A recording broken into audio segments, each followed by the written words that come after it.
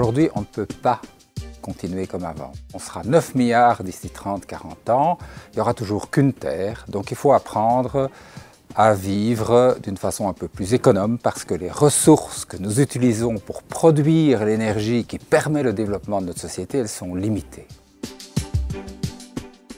Face aux enjeux énergétiques et climatiques, il est important de comprendre qu'on doit transformer notre manière d'habiter dans les quartiers et qu'on doit le faire tous ensemble en développant donc l'intelligence collective. Il faut que les initiatives soient prises par les professionnels. Les professionnels, ce sont les architectes, ce sont les entrepreneurs, ce sont les gens qui sont aux commandes de l'économie chez nous. Et ça, c'est quelque chose qui est important parce que ça va faire tache d'huile.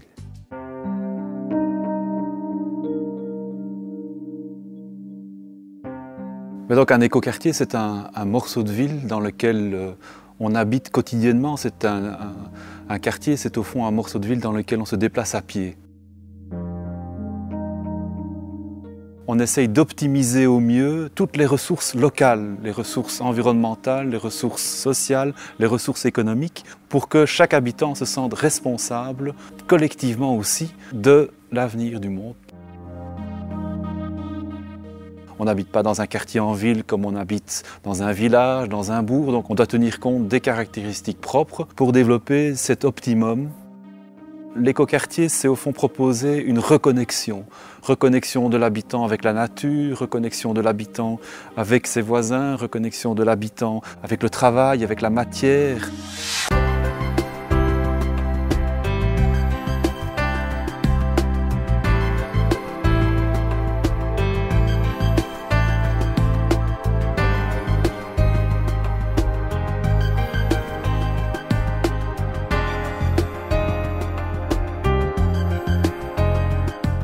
C'est très tranquille ici.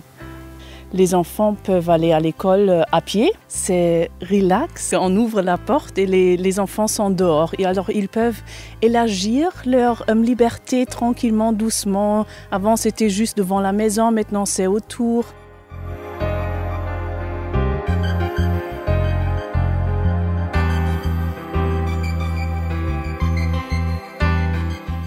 On utilise le soleil pour l'eau chaude ou pour le chauffage.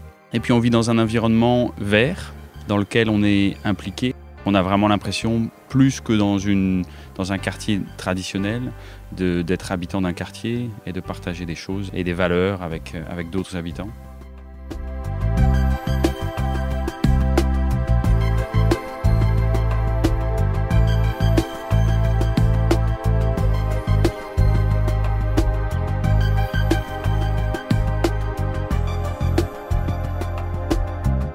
Il n'y a plus de locataires, il n'y a plus de génération, il n'y a plus de propriétaires. Tout le monde est ensemble et puis tout le monde participe. Et ça se passait toujours dans la sympathie et la bonne humeur. La ville prend tout son rôle pour participer au service public. Nous avons aujourd'hui sur le quartier du Grand Large une école primaire, nous avons un lycée, nous avons un centre d'apprentissage. Et donc aujourd'hui, les collectivités locales, la ville, la communauté urbaine, la région, prennent partie à la vie de ce quartier au travers de ces services publics. Mais nous avons aussi des services privés, des services commerciaux qui participent à leur manière de la régulation sociale du quartier. Et nous avons divers acteurs, divers intervenants, les promoteurs, les bailleurs sociaux, etc. etc. Et c'est cette mixité d'acteurs, c'est cette pluralité d'acteurs qui font qu'on a une régulation sociale correcte, qu'on a une vie de quartier plutôt agréable. Eine Investition in den Petersberg lohnt sich in erster Linie, weil wir sehr viel Wert darauf gelegt haben, den öffentlichen Raum, die städtebauliche Qualität sehr hoch zu halten. Zweitens, wir haben uns sehr viel Mühe gegeben, uns von den Standardprodukten abzusetzen, sehr viel Innovation, sehr viel moderne Architektur, das heißt Produkte abseits vom Standard, und damit haben wir natürlich eine neue Zielgruppe entwickelt. Dadurch lohnt sich die Investition. Und drittens die nachhaltige Sicherung dieser Qualität, sei es im öffentlichen Raum, auf den öffentlichen Plätzen, sei es in der privaten Qualität oder im Hochbau, sodass die Investition auch nachhaltig, werthaltig ist.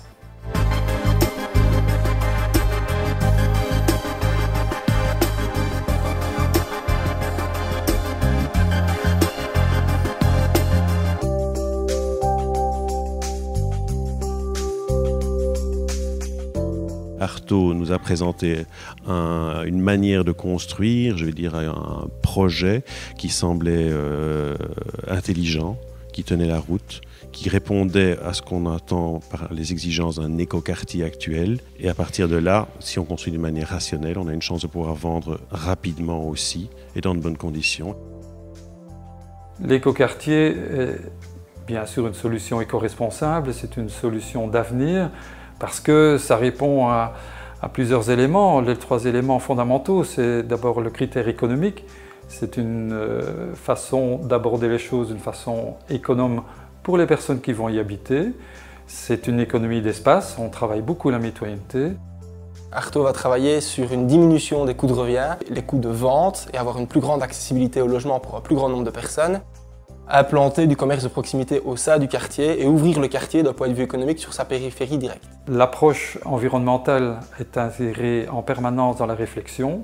C'est l'intégration par rapport au lieu, c'est l'utilisation parcimonieuse de l'eau, ce sont les économies d'énergie bien sûr. On va travailler sur l'énergie grise, donc toute l'énergie qui intervient dans toute la filière des matériaux. Donc on va travailler sur des matériaux avec des filières locales, à moins de production énergétique. Et pour terminer, c'est la qualité de vie, le côté convivial, c'est une autre façon d'être avec les autres et de vivre ensemble. On va travailler avec une grande typologie de logements, aussi bien des logements comme des petits studios pour des personnes isolées, des logements pour des familles nombreuses, des logements pour des personnes à mobilité réduite, afin de créer une vraie mixité et un vrai lien social nouveau au sein du quartier. La commune avait la volonté, non pas de développer un lotissement comme on en rencontre beaucoup aujourd'hui, mais vraiment travailler sur un projet cohérent. Et là, Arto a proposé la bonne solution. C'est-à-dire tant en matière de logement que d'espace public, de circulation et de travail sur l'environnement local, le bon produit. Dans notre volonté de créer des écoquartiers, l'idée de base était de partir sur une préfabrication d'habitat, donc en créant des modules habitables qui soient juxtaposables et standardisés, avec l'utilisation du béton-bois d'un côté, donc au niveau des parois, et de ourdis. Le fait de venir avec des éléments préfabriqués, modulaires, fait en sorte qu'on peut quelque part modéliser, construire, faire des volumes, jouer avec la lumière, avec les ombres, avec les reculs. On travaille surtout les toitures plates qui permettent la récupération des eaux de pluie et installer tous les éléments de panneaux solaires et autres. On joue aussi beaucoup avec les couleurs, avec les matières et ça fait en sorte qu'en partant d'un module très simple comme un Lego, on construit toute une entité qui a beaucoup de vie et de différenciation.